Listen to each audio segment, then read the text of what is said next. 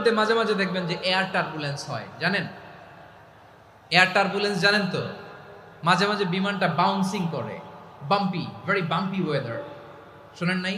40,000 fit উপরে যখন থাকে তখন পাইলট মাঝে মাঝে বলে, dear passengers, ladies and gentleman, right now we are flying 40,000 feet above the ground and we are passing very air turbulence, very heavy air turbulence right now. Please fasten your seat belt. দেখবেন মাঝে মাঝে বলে যে, ভদ্র মহিলা, ভদ্র মহোদয়গণ, আমরা 40,000 ফিট উপর দিয়ে যাচ্ছি আর এয়ার টার্বুলেন্স ফেস করছি, মেহেরবানি করে আল্লাহর হস্তে সিট বেল্ট বাঁধুন। তখন বিমানটা এরকম বাউন্সিং করে, শেকিং করে। আপনারা মুখোমুখি হয়েছেন? ইদানিং এই এয়ার টার্বুলেন্স বেড়ে গিয়েছে। গত বছর আমার ইন্টারন্যাশনাল অনেকগুলো ফ্লাইট ছিল, তো আমি দেখলাম যে আগের ফ্লাইটগুলোর তুলনায় এখন এয়ার টার্বুলেন্স খুব বেশি। আমি একটু রিসার্চ করে দেখলাম, ক্লাইমেট চেঞ্জের কারণে, জলবায়ু পরিবর্তনের কারণে আকাশের বাতাসের মুভমেন্টে পরিবর্তন হয়েছে, ফলে এখন বিমান শেকিং করে বেশি, বাউন্সিং, বাম্পি ওয়েদার। তো বলেন তো, 40,000 ফিট উপরে যখন আপনি, কয় হাজার ফিট? সবাই বলুন, কয় হাজার ফিট? 40,000 ফিট উপরে যখন আপনি, তখন যখন বিমানটা এরকম বাউন্সিং করে, সবাই যখন ভমিটিং করে বিমান নষ্ট করে দেয়, বমি করে, তখন বাঁচানোর কে আছে আল্লাহ ছাড়া? কেউ আছে? ওই মুহূর্তেও সবাই মিলে একজনের ডাকে আওয়াজ করে বলেন, তিনি কে? মাঝে মাঝে কিছু সোশ্যাল মিডিয়ায় কিছু ভিডিও পাওয়া যায় যে হেভি যখন এয়ার টার্বুলেন্স হয়, 10 সেকেন্ড 15 সেকেন্ডের কিছু ভিডিও পাওয়া যায়, বিমানটা এরকম বাউন্সিং করছে, বাম্পি ওয়েদার, কাঁপছে, মানুষগুলো বমি করছে, অক্সিজেন মাস্কগুলো সব ঝুলে পড়েছে, বিমানটা শুধু কাঁপছে। তখন দেখবেন বিমানের ভেতরেও এরকম লঞ্চের মতো চিৎকার আছে না নাই? বিমানের ভেতরেও তখন চিৎকার। গত বছর হিথ্রো এয়ারপোর্ট থেকে সিঙ্গাপুর এয়ারলাইন্সের একটা ফ্লাইট, হিথ্রো টু চাঙ্গি, একটা ফ্লাইটে এমন বেশি এয়ার টার্বুলেন্সের শিকার হয়েছিল ওই এয়ারক্রাফটটা, 33 জন যাত্রী সেখানে আহত হয়েছে, একজন যাত্রী নিহত হয়েছে। কেবিন ক্রুজ, এয়ার হোস্টেস যারা আছে, একজনের নাক ফেটে, চোখ ফেটে, কপাল ফেটে, ব্লিডিং হয়ে শয়লা। প্রিয় ভাইরা, 40,000 ফিট উপরে বিমানটা যখন কাঁপবে, তখন আমাদেরকে আল্লাহ ছাড়া আর কেউ বাঁচানোর আছে? এত আসতে বললে হবে? ওই কঠিন মুহূর্তে আমার বাবা আমারে বাঁচাতে পারে, আমার বন্ধু আমারে বাঁচাতে পারে। এই গ্রাউন্ডে, জমিনের বুকে আমার প্রোটোকল, আমার ক্ষমতা, আমার দাম্ভিকতা, কোনো কিছু আমারে বাঁচাতে পারে একজন ছাড়া। চিল্লায় বলতে হবে, তিনি কে? সে আল্লাহ বললেন, গোলাম, আমি বিপদের সময় ঠিকই তোমাদের বাঁচিয়ে দেই। ওই বিমানের ভেতরে 40,000 ফিট উপরে যখন তোমরা এয়ার টার্বুলেন্সের শিকার হও, তখন নাস্তিকও আল্লাহরে ডাকে, হিন্দু আল্লাহরে ডাকে। জোরে বলেন, ঠিক কিনা? আবার বিমানটা যখন শান্ত হয়ে যায়, একটু পরেই বিমানের স্ক্রিনের মধ্যে হিন্দি সিনেমা খোঁজে। বিমানের স্ক্রিনে কিন্তু বিশাল ওখানে আফলাম ফিল্মের একেবারে বোঝাই করা। বিমানটা শান্ত হলে আবার হিন্দি সিনেমা দেখা শুরু করে। একটু আগে ডাকছিল কারে? দেখবেন বাংলাদেশে আমাদের ক্রিকেটাররা যখন অন্য কোনো দেশের সাথে খেলে, অনেক সময় এমন হয়, বল বাকি একটা, রান দরকার 6টা। বল বাকি কয়টা? পটুয়াখালী বোঝে নাই বোধহয়। বল বাকি কয়টা? রান দরকার। আপনি দেখবেন ক্যামেরাম্যান তখন গ্যালারিতে খালি দেখায় দর্শকদের যে কি অস্থিরতা। হিপ হপ স্টাইলের মেয়েটা, যে মেয়েটার ওড়না এতক্ষণ ছিল গলায়, এতক্ষণ কই ছিল, ওই মেয়েটা দেখবেন ওড়নাটা টেনে মাথায় দিয়ে এরকম মুনাজাত ধরতেছে, আল্লাহ আল্লাহ, একটা ছক্কা, আল্লাহ আল্লাহ, আমার লাল সবুজের পতাকারে তুমি অপমানিত কইরো না আল্লাহ, ইন্ডিয়ার সাথে আমাদের খেলা, আল্লাহ আল্লাহ, একটা ছক্কা, একটা। পুরো খেলা জুড়ে এই মেয়ের ওড়না ছিল গলায়, কিন্তু যখন 1 বলে 6 রান দরকার, ওড়না চলে আসছে কোথায়? মাথায়। আবার মুনাজাত আছে না নাই? ঠিকই বাংলাদেশের দামাল ছেলে এমন এক শট মারলো, বল চলে গেল স্টেডিয়ামের বাইরে, ছক্কা, জিতে গেলাম আমরা। পুরো স্টেডিয়াম জুড়ে চিৎকার, হই হুল্লোড়, মৌজ মাস্তি। যেই মেয়েটা মাথার মধ্যে ওড়না দিয়ে এতক্ষণ সুবহানাল্লাহ সুবহানাল্লাহ বলে আল্লাহর কাছে দোয়া করেছে, ওই মেয়ে এখন আবার ওড়না ফেলে দিয়ে নাচা শুরু করে দিয়েছে। তাহলে আল্লাহর ভয়, আল্লাহর প্রতি আস্থা, বিশ্বাস, ভালোবাসা, এটা কি ক্ষণিকের জন্য? মানে আমার যখন লাগবে তখন আল্লাহর ইউজ করবো নাকি? হ্যাঁ, বিপদে আপদে, সুখের সময় দুঃখের সময়, সচ্ছল অসচ্ছল অবস্থায় বিশ্বাসীরা ভরসা রাখে একজনের উপর। চিৎকার করে বলো পটুয়াখালী, তিনি কে? সে আল্লাহ বললেন, গোলাম মনে করো না জাহাজ থেকে সদরঘাটে ভিড়িয়ে দিলাম তুমি নিরাপদ হয়ে গেছো। মনে করো না 40,000 ফিট থেকে সেফ ল্যান্ডিং এর পরে এয়ারপোর্টে নেমে গেলেই তুমি নিরাপদ হয়ে গেছো। ও মিয়া, বিপদ কি শুধু সাগরে আর আকাশে?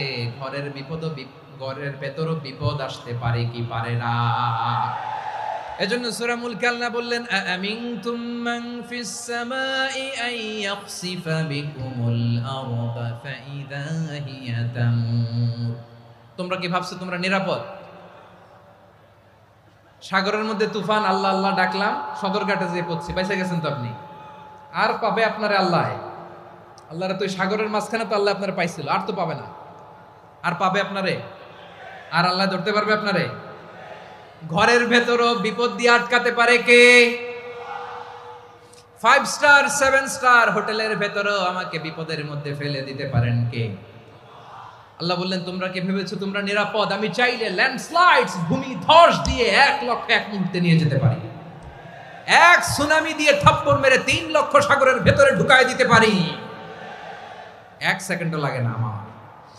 أم أمنتم من في السماء أن يرسل عليكم حاصبا فستعلمون كيف نذير। আল্লাহ চাইলে আকাশ থেকে পাথর বৃষ্টি নাজিল করতে পারেন কি পারেন না? এই মুহূর্তে এখানে ভূমিকম্প দিতে পারেন কি পারেন না? আচ্ছা, ভূমিকম্প যখন হয় আমাদের কারো হুঁশ থাকে? আপনি মনে করছেন আমরা সাধারণ মানুষ, আমরা দৌড় দেই, আর প্রেসিডেন্ট প্রধানমন্ত্রী ওনারা বুঝি খাটে শুয়ে থাকে? কথা বুঝে নাই বোধহয়। ভূমিকম্প, আর্থকোয়েক যদি হয়, বাঁচার জন্য আমরা কি করি? হয় খাটের তলায়, ডাইনিং টেবিলের নিচে, উপরে শক্ত কিছু আছে এটার নিচে, অথবা ঘর থুইয়া দেও দৌড়। তো প্রধানমন্ত্রী উনি কি করে? প্রেসিডেন্ট উনি কি করে? হ্যাঁ, উনি খাটের মধ্যে যে শুয়ে থাকে নাকি? উনিও দৌড়, সাধারণ মানুষও দৌড়, প্রধানমন্ত্রীও দৌড়, বাড়িওয়ালাও দৌড়, ভাড়াটিয়াও দৌড়, সবাই দৌড়। নাকি ভাড়াটিয়ারা বাড়ি থুইয়া দৌড়, বাড়িওয়ালারা আর বেরোয় না? এরকম না। তাহলে যে কোনো মুহূর্তে ভূমিকম্প দিয়ে নাস্তানাবুদ করতে পারে কে? আমার প্রিয় ভাইয়েরা, আমরা নিরাপদ নই, আমরা তার দয়ায় বেঁচে আছি। কার দয়ায়? এজন্য আল্লাহ বললেন, গোলাম যে কোনো মুহূর্তে বিপদ দিয়ে তোমাদেরকে নাস্তানাবুদ করতে পারি। বিশ্বাসী বলে যদি নিজেকে দাবি করো, সব সময় ডাকতে হবে একজন সত্তাকে। বলেন তিনি কে?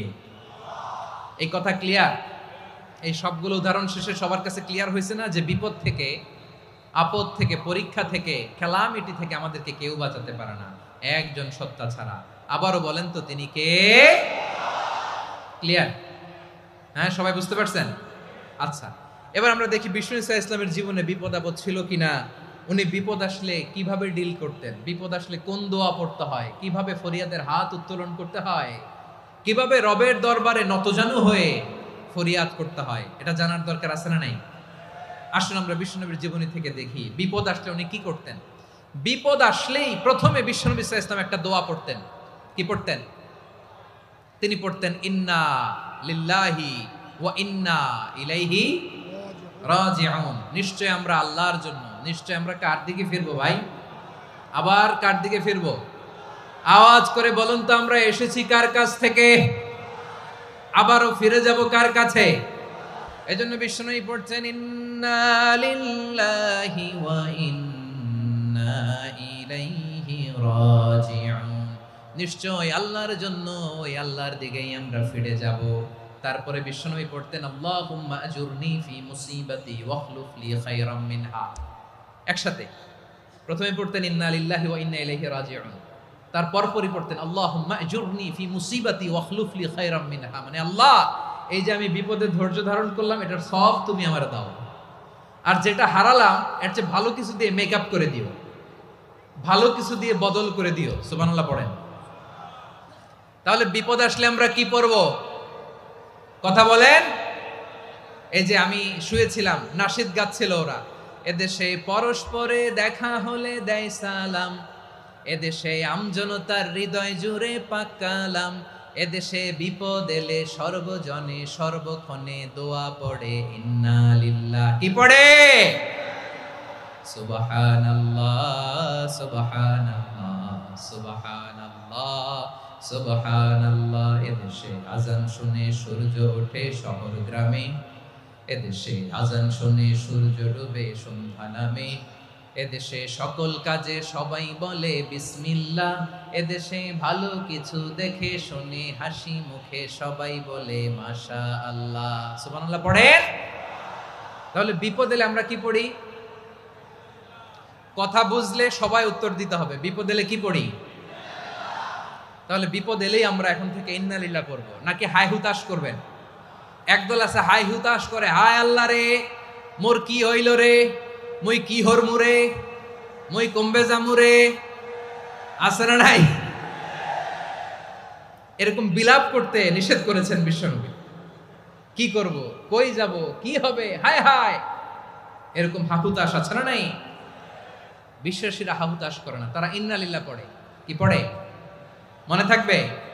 আমরা পড়বো ইন্না লিল্লাহি ওয়া ইন্না ইলাইহি রাজিউন। নিশ্চয়ই আমরা আল্লাহর জন্য, আমরা আল্লাহর দিকেই ফিরে যাব।